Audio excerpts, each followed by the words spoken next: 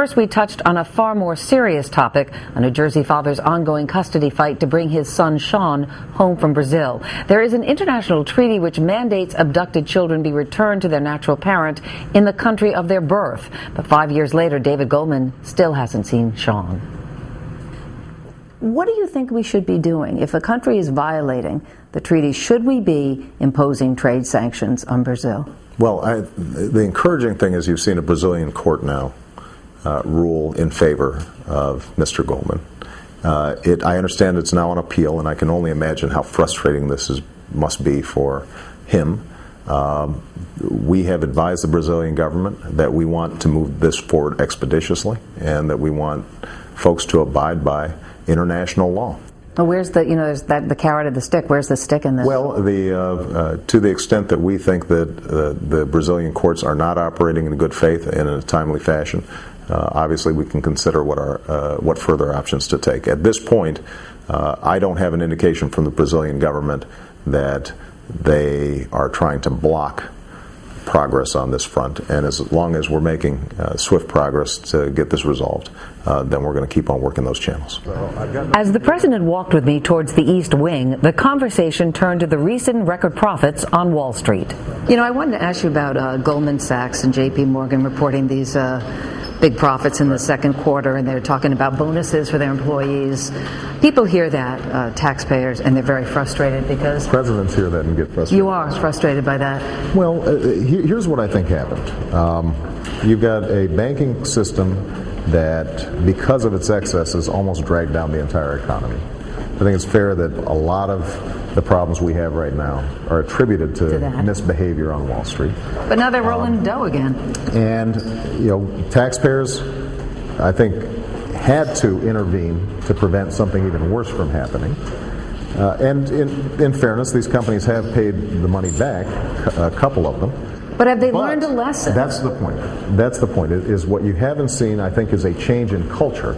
A certain humility where they kind of step back and they say, gosh, we really messed things up. And so maybe we should be more focused on the products that we're providing consumers. Let's make sure that we're operating in a more secure, safe fashion. Should taxpayers get a cut of those bonuses? Well, the reason they are getting that money is because taxpayers bailed them out. Well, here's what is happening. Goldman pays back the United States with interest. So we've actually made, the taxpayers have actually made money on the investments that were made to many of these banks with interest. And that will actually go back to deficit reduction. That's the positive of this. The other positive of it is we want banks to be solvent. We want them stable. That's part of the sign that the economy has stabilized a little bit. But they're not just stable. These people are doing really well. Whether 9.5% unemployment, people looking for jobs, homes being foreclosed on. Which is why it's going to be important, I think, for us to have the kind of financial regulatory reform. And part of what gets me really frustrated is when I hear that some of the banks are resisting the idea of a consumer finance protection agency that we've put forward to make sure that banks can't take advantage of people with predatory loans on their mortgages or credit cards that are jacked up to exorbitant rates. When I hear suddenly banks say, we don't need regulation, after what we've just gone through, I'm thinking, well, people have some selective memory there, and this is going to be a major battle on the Hill because a lot of these banks have a lot of influence. Yeah, exactly what I need. Last question, I promise you, All-Star game. You threw out the pitch. I did. People teased you a little bit. I thought you did very well with that. But then the fashion police went after your jeans. Yeah, I heard they were cracking on my jeans. Dad jeans, called them nerd jeans. You are married to one of the most fashionable women in the world. Do you want to defend the pants? No. Here's my attitude. Michelle, she looks fabulous. I'm a little frumpy. Basically, up until a few years ago, I only had 4 suits. She used to tease me because they'd get really shiny. I hate to shop.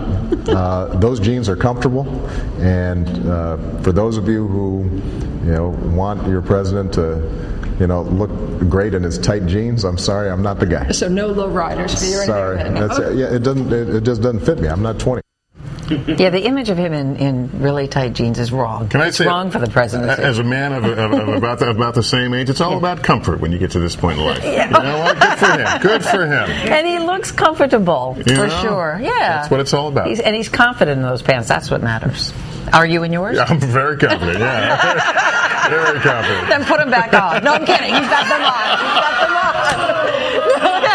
Wearing pants, all right? All right.